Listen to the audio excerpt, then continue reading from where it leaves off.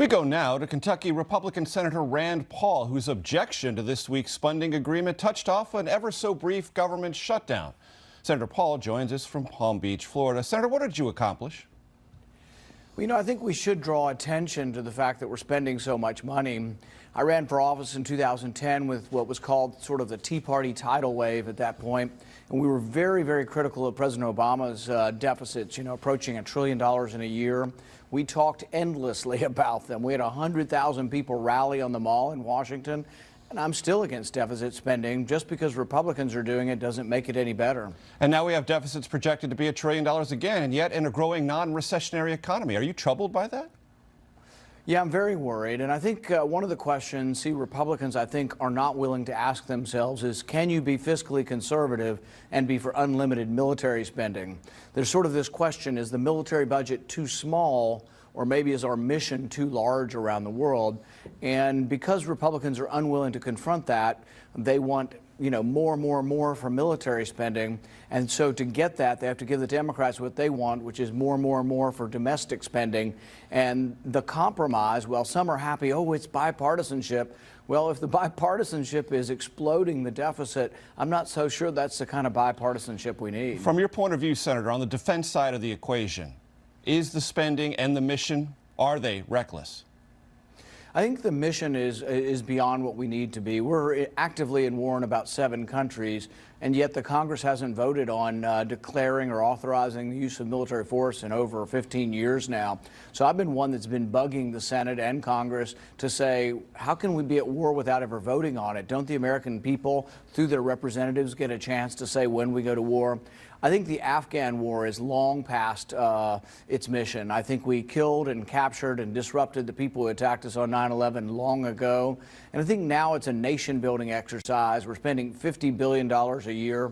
And if the president really is serious about infrastructure, a lot of that money could be spent at home. Instead of building bridges and schools and roads in Afghanistan or in Pakistan, I think we could do that at home. And the interesting thing is I think the president's instincts lean that way. But his policies have not. His policies have not, though. And that's sort of the problem. And this is something that we've seen even going back to Reagan. Conservatives said, we love Reagan, but then the people appointed around him were often big government types. That's a little bit of the problem I see here, is that I think Donald Trump is probably the least interventionist-minded president we've had in a long time. I mean, he criticized George Bush for the intervention in the Iraq War. I think he's not that excited about continuing the Afghan war forever, but the generals he surrounded him with don't want to admit that there isn't a military solution. And so the war goes on and on and on. And really, I think after 15 years and $1 trillion that the Afghan, it's time for them to take over their country. Senator Paul, you and I have talked about this many times. You know the instincts in Washington are to spend. You know that's what's going to happen. And yet you voted for the tax cut, which is contributing to these deficit and debt problems. How do you reconcile those two facts? I think if you're for tax cuts and for increasing spending, that's hypocritical. But if you're for tax cuts and you're also for cutting spending a corresponding amount, I would offset the tax cuts with spending cuts. And there are a few of us that would actually do that. When we had the budget deal that lowered the taxes, I also had an amendment to look at and try to control entitlement spending at the same time to pay for the tax cuts. But interestingly, I could only interest 3 other Republicans. We had 4 votes total to try to control entitlement spending, and that is where the money is. And that's sort of my point, Senator, because you know where the votes are. You know the votes are there for tax cuts. You know they're not there for spending cuts. So isn't there any part of your voting pattern that is irresponsible? I don't think so, because, I can only control how I vote. So I voted for the tax cuts and I voted for spending cuts. The people who voted for tax cuts and spending increases, I think there is some hypocrisy there, and it shows they're not serious about the debt. But all throughout my career, I've always voted for spending cuts, and I'm happy to offset cuts in taxes with cuts in spending. So, no, I think that I've had a consistent position and been very concerned about the debt, and I want to shrink the size of government. So the reason I'm for tax cuts is I want to return more of the money to the people who own that, who actually deserve to have their money returned to them, but it also shrinks the size of government by cutting taxes.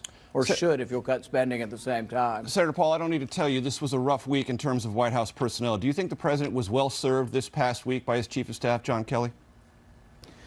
I don't know the ins and outs of who hires and fires and who goes through personnel files, but You know, all I can say is from looking from the outside in and not really knowing all of the facts that obviously domestic violence should be roundly condemned, particularly in an advanced world like ours. That's just something that we shouldn't countenance. Is that a message you think this White House has communicated clearly?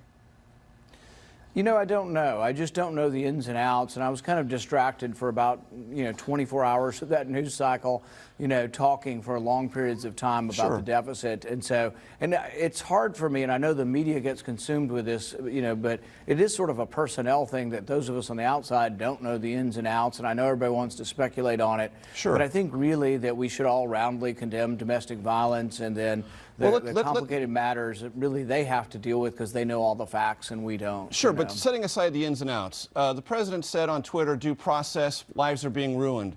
The vice president said, no tolerance. Can you reconcile those two? And if someone in Kentucky asked you, Senator, what's their position on this? Could you explain it to them?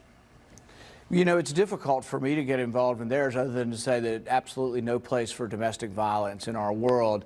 And then beyond that, I will say that there is complicated things, and somebody has to, I mean, if you've ever been to family court with he said and she said, and I'm not saying that I'm denying what these women are saying, I'm just saying that these things are very, very complicated. If you go to family court and you're a family court judge, you talk about a very, very difficult job. But that being said, I don't want to think, I don't want anybody to believe I'm making excuses. There is no excuse for domestic violence. Senator Paul, thank you so much for joining us this Sunday, and we'll be back.